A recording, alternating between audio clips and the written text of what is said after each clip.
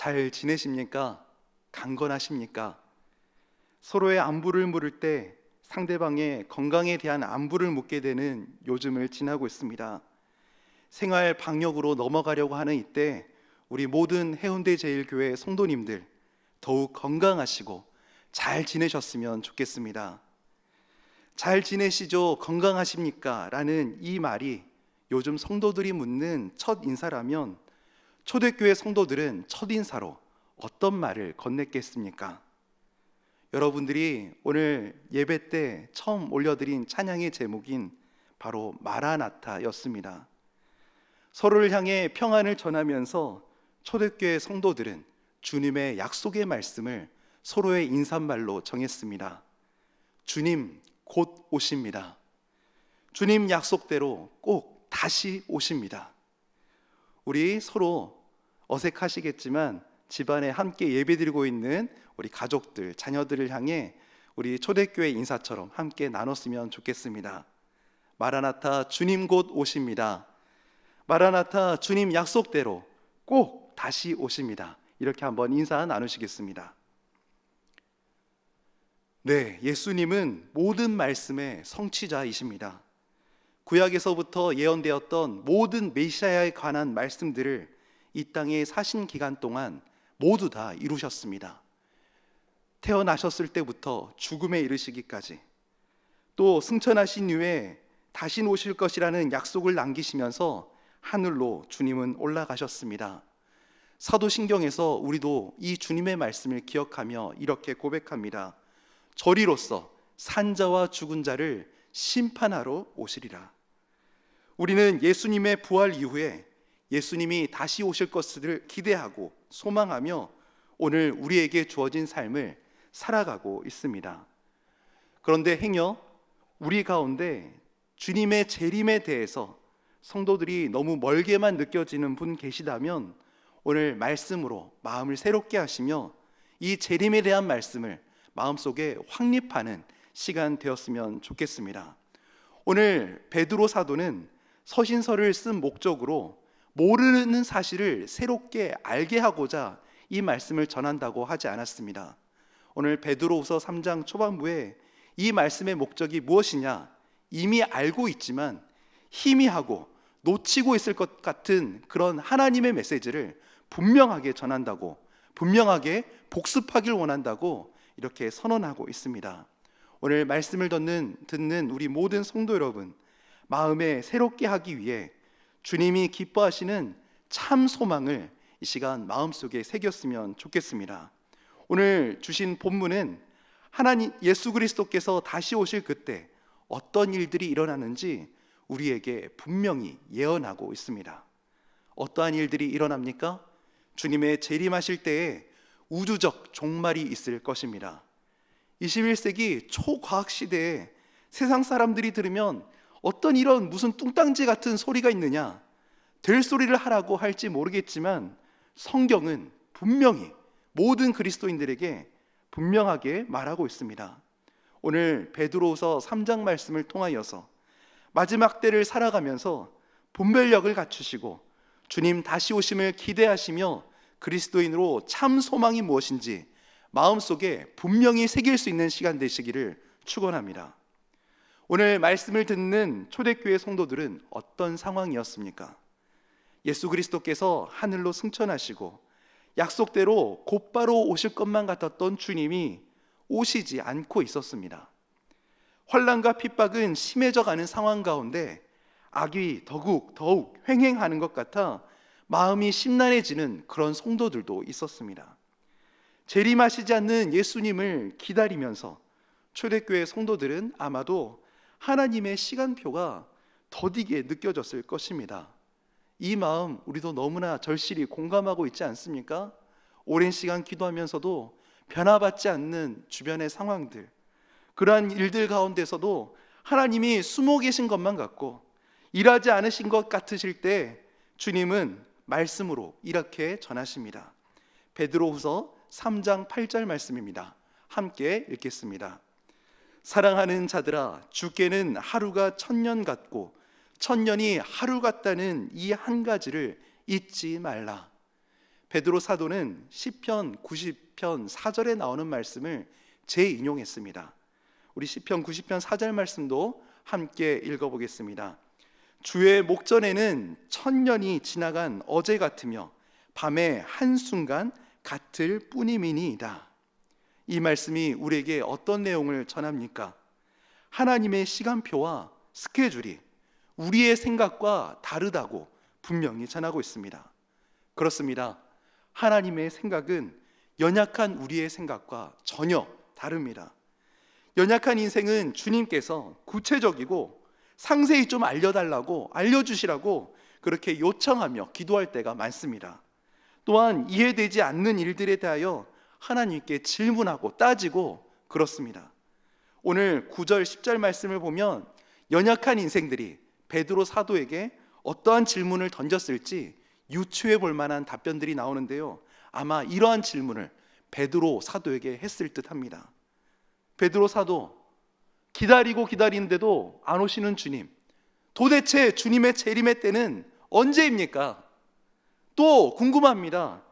주님, 왜 우리를 핍박하고 세상의 모든 부귀영화를 누리고 있는 저 악인들은 왜 벌하지 않으십니까? 이 말에 대하여 베드로 사도는 베드로후서 3장 9절에서 10절 말씀을 통해 이 질문에 대해 이런 답변을 합니다. 함께 읽어보겠습니다. 시작. 주의 약속은 어떤 이들이 더디다고 생각하는 것 같이 더딘 것이 아니라 오직 주께서는 너희에 대하여 오래 참으사 아무도 멸망하지 아니하고 다 회개하기에 이르기를 원하시느니라. 그러나 주의 날이 도둑같이 오리니 그 날에는 하늘이 큰 소리로 떠나가고 물질이 뜨거운 불에 풀어지고 땅과 그 중에 있는 모든 일이 드러나리로다. 아멘. 하나님, 왜 저렇게 추악한 범죄자들을 먼저 데려가시지 않습니까? 내 주위에 착하고 선한 이들을 왜 먼저 데려가십니까? 우리는 죄인들이 먼저 심판받지 않는 이유에 대해서 구체적으로 알려주시라고 주님께 요청합니다. 그리고 예수님의 재림의 때를, 악인들을 벌하실 시와 때를 구체적으로 알게 해주십사 요청하며 모든 것의 의미를 풀어주시기를 은근히 바라기도 합니다. 이에 대하여 성경은 어떻게 대답하고 있습니까? 고린도전서 13장 12절을 읽어보시면 하나님의 놀랍고 깊은 뜻을 우리가 조금이나마 헤아릴 듯합니다. 함께 읽어보겠습니다. 우리가 지금은 거울로 보는 것 같이 희미하나 그때는 얼굴과 얼굴을 대하여 볼 것이요 지금은 내가 부분적으로 아나 그때에는 주께서 나를 아신 것 같이 내가 온전히 알리라. 아멘. 이 세상에 일어나는 거의 대부분의 일들, 주님의 나라에 가서 우리가 여쭤봐야 할 일들이 많습니다. 주님 앞에 서면 모든 것이 이해되고 완성될 터인데 우리는 너무나 속히 인간의 생각으로 판단하고 주제넘음으로 주님을 오해하며 의문형의 질문들을 주님 앞에 던질 때가 많이 있습니다. 주님을 만나볼 그때에 지나온 모든 세월들이 이해되어질 것입니다. 어린아이 때에는 알지 못하다가 장성한 자가 되어서 지나온 모든 세월들, 모든 이치들을 깨닫게 되는 것처럼 주님을 만나볼 그때 인생에서 궁금해했고 이해되지 않았던 것들이 모두 풀리는 역사가 있을 것입니다. 이단들이 범하는 크나큰 오류 중에 하나는 성경이 부분적으로 알려주는 것들에 대하여 너무나도 상세히 해석하고 푼다는 사실입니다. 비유풀이라고 하죠. 모든 성경의 모든 구절마다 의미를 하나하나 부여하면서 성경을 왜곡하고 자신의 해석을 진리인 양 그렇게 설파합니다.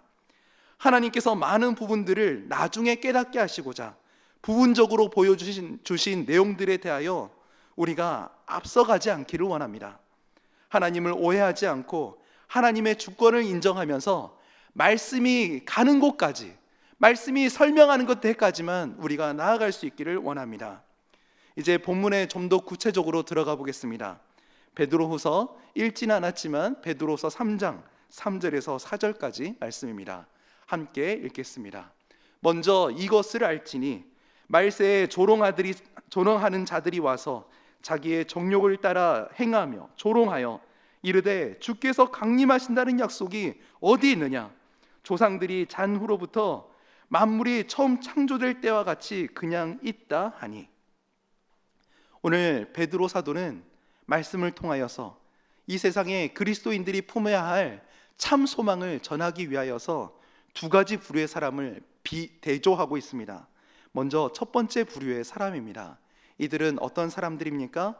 오늘 성경 말씀에 조롱하는 자들이다라고 설명되는데요, 이들의 소망이 무엇일까요? 이들의 소망은 오직 정욕입니다.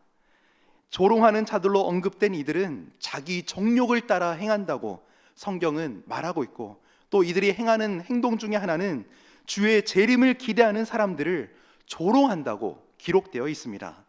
이들은 성경에서 말하는 육신에 속한 자들입니다. 이 땅의 것들을 사랑하는 이들입니다.